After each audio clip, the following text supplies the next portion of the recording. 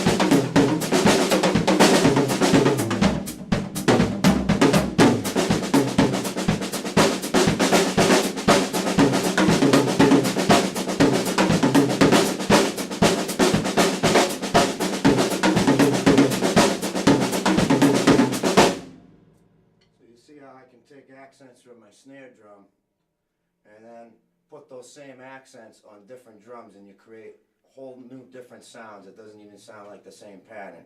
So I can play something here. And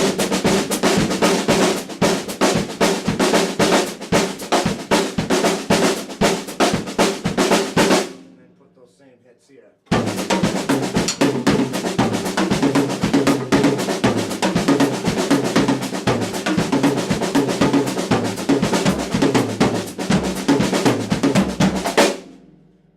Keep that in mind. You can create a lot of different things for yourself just basically doing a single stroke roll.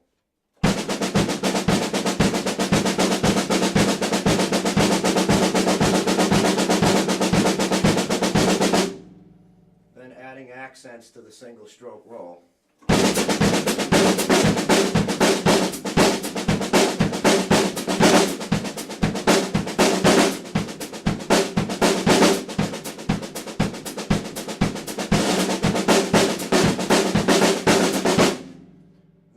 Putting those accents, or some of them, on the different drums and cymbals, perhaps.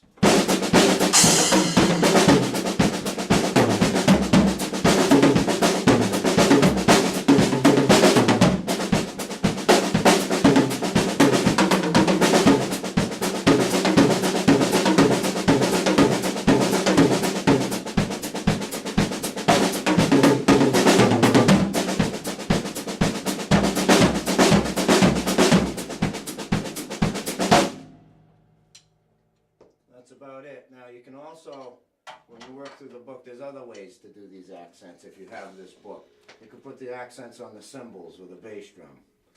You can put the accents on the hi-hat with a bass drum, so they kind of sound like this, like line 46.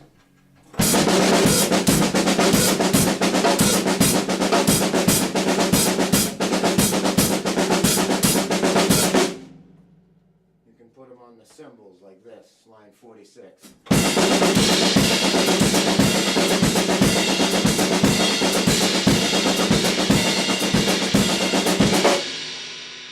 Again, you can put them on the drums like this.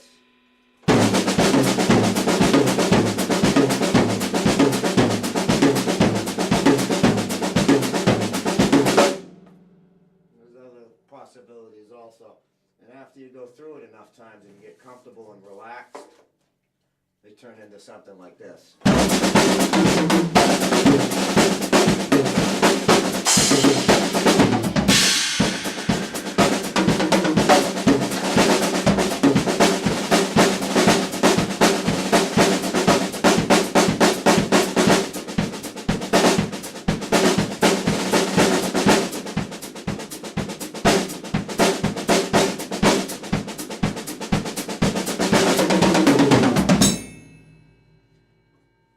that's helped you out a little bit.